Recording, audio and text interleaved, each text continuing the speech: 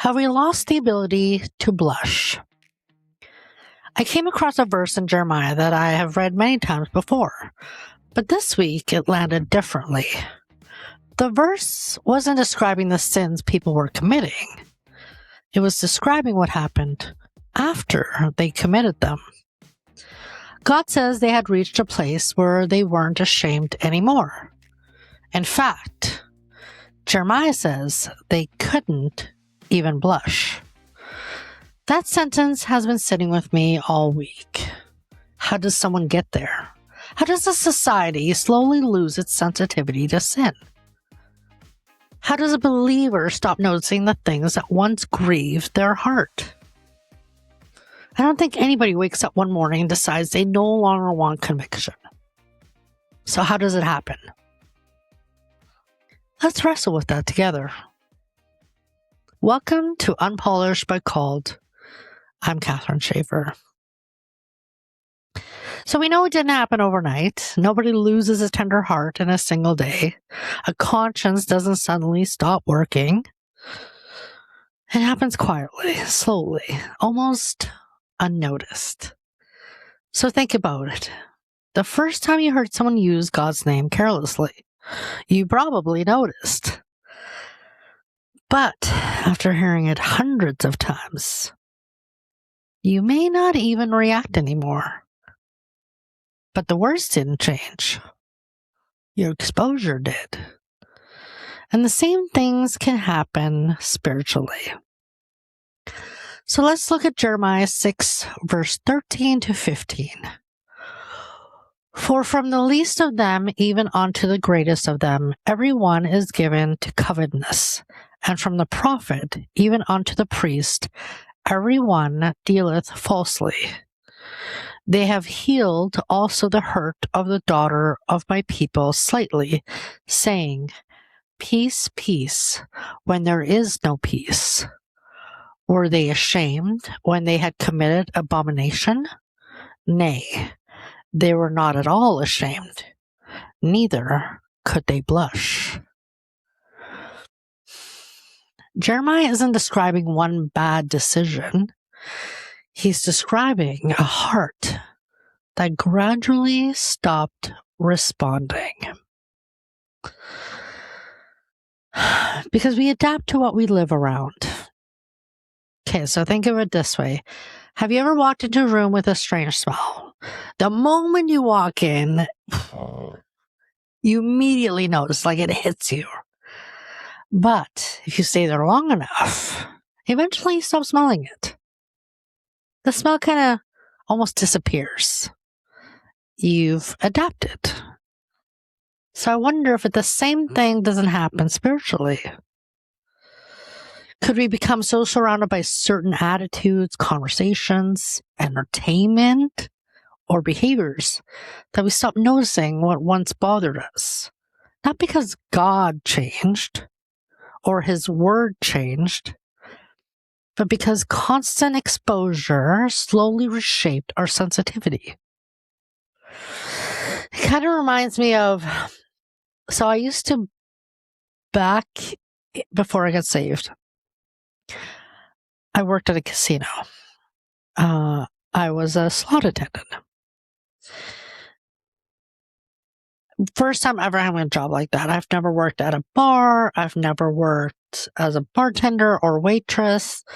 I've always had like retail jobs, daycare, babysitting, very docile kind of jobs. So this was my first experience working around that kind of environment. So the first time when I worked there, it was shocking because it was a different environment. There was obviously gambling, loud noises, different people. There was a smoking area, lots of different people. Obviously, there was alcohol, so you had, and then on weekends they had a band and, drinking. And so lots of different things happening. And the first few times working, actually for the first probably month, it probably was a lot to take in. But after a while working there, it was, you adapted. It was just another work day. You went to work, you dealt with the people, you dealt with some people that were intoxicated, and it was just another work day. Just like if somebody worked at a retail job, a cashier, fast food, it was no different. Your sensitivity to what you experienced dropped immensely. You no longer saw what other people saw who were new.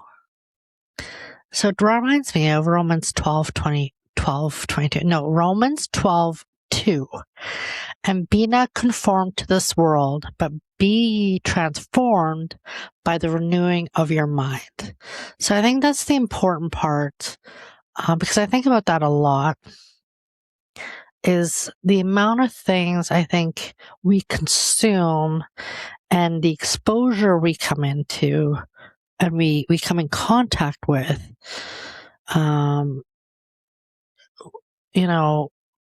because conformity rarely announces itself. It just, we get exposed to things constantly, and eventually there is a level of conformity that we run into. And it usually happens while we're busy living our lives. And it's interesting how it happens, because it doesn't happen suddenly. It's over small increments and small moments of time. If a restaurant continuously gets your order wrong, even though you're upset by it, and it might be something small, but you continuously go back hoping that they'll get your order right, eventually you just adapt that. You're going to get your order wrong, and you just adapt that they're going to get your order wrong. So you might order something different. You say it a different way. You don't order that item at all because they're going to get it wrong. So you order something else on the menu. So you've conformed and you've adapted. But it happens slowly over time. And it's funny how that happens. So the heart starts explaining instead of listening. And this might be the turning point. A tender heart listens when God speaks. A hardened heart argues. So instead of asking, Lord, what are you trying to teach me? We begin asking, is it really that bad? We become experts at explaining ourselves, defending ourselves, and comparing ourselves to someone worse. The conversation quietly changes from repentance to justification. It's funny how that happens. So Proverbs 28:13 says, he that covereth his sin shall not prosper, but whoso confesseth and forsaketh them shall have mercy. So God isn't looking for the perfect explanation. He's looking for an honest heart. And I think that's an important distinction, is what kind of heart posture are you going into the situation with? We need to make sure that we keep our heart tender and open to God and listening to God, because if we go in with a hardened heart, we stop listening. And then we stop learning. We stop being guided by Him, and we dig in our heels, and it's our way or the highway. And then God can't do anything with that. He can't guide us. He can't teach us. He can't do anything with that. So we always want to make sure that no matter what happens, we stay open to His teaching and His guidance. So conviction is evidence of life. And I know conviction is hard. So one of the saddest things Jeremiah describes isn't the sin, it's the silence of the conscience. And I've been thinking about that all week. There was a time when certain things would have immediately brought me to prayer. Do they still? I don't know. It's hard to say. Because when the Holy Spirit convicts us, He's not rejecting us. He's actually drawing us closer. And that's, I think, one of the biggest lessons. Because a heart that still feels conviction is a heart that God is still reshaping. And we see that in John 16:8. And when He is come, He will reprove the world of sin and of righteousness and of judgment. And I'd rather feel discomfort of conviction than the sound of a numb conscience. And I believe I talked about that in episode 145 about conviction. And I always have to take comfort in being convicted by God. I believe I spoke about that in that episode. So, if you want to hear more about that, episode 145 is the episode on conviction. But, that I think is the important part, is we want to be convicted. And I know that sounds silly to some people. I know it does. But it means that we're still here. We're still loved. It's like getting a love tap from Jesus saying, I know you can do better. Come on, get back on track. And that's a blessing. That's an absolute blessing. And who wouldn't want that? Because that tells you that He loves you. He's drawing you closer to Him. And condemnation pushes you further away, and that's not from God. Condemnation is from the devil telling you that you're not enough and that you're not good enough and He doesn't love you. And it's all lies. And conviction draws you closer to Him. So we definitely always want to keep our eye on God. And so we're not going to derail this talking about conviction and condemnation, but I just want to give that little bit of information. So we have to remember that David never lost. So we're going to talk about David a little bit because I think he's a good example. And David never lost his tenderness. David failed. I mean, if you know the story with David, he failed grievously. But we also have to remember when God confronted him, He didn't spend his energy protecting his reputation. David's concern was his relationship with God. So in Psalm 51:10, David prayed, "Create in me a clean heart, O God, and renew a right spirit within me." And that prayer has never really gone out of date. It really is still true today. If you need a prayer to get right with God, that is a beautiful prayer. Psalms has amazing prayers in it. Proverbs, beautiful, but Psalms definitely. David, beautiful author of the Psalms. If you haven't read the book of Psalms, please do. So every believer should want a heart that remains teachable, correctable, and soft enough to hear God's voice. And that's always where you want to stand, because I know we started talking about blushing at the beginning of the episode, and I don't, and I know that's seems silly because blushing seems like such a young girl's kind of, you see young ladies blush who are innocent. It's such an innocent thing to explore. And blushing is the outward expression of an inward tenderness. But blushing isn't the goal. And I think that's what I think we have to remember. I mean, is blushing beautiful? Sure, absolutely. But the heart behind it is what I think we need to remember. Because a heart that still responds to God's correction is a heart that hasn't grown cold. And that's what I think we have to keep our eye on. Because at the end of the day, that's the true nature where we need to stick with. And that's what I think Jeremiah was talking about. And, when we lose sight of being able to distinguish, or not distinguish, being able to see and be okay with sin, that we can't even recognize it, and we're so okay with, blasphemy or taking the Lord's name, or,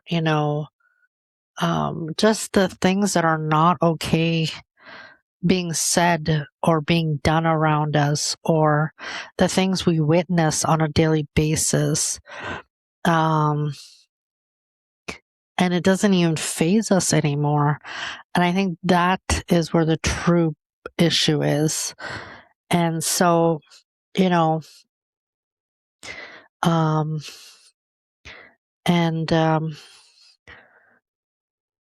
I think that is where our heart posture really comes into play.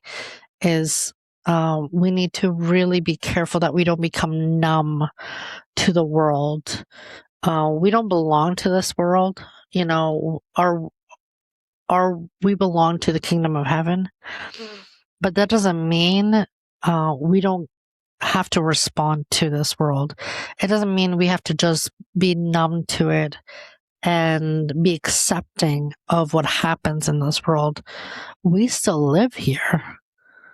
Just because we're passing through doesn't mean we don't have to take any accountability or be disciples and bring as many people and plant as many seeds as we can.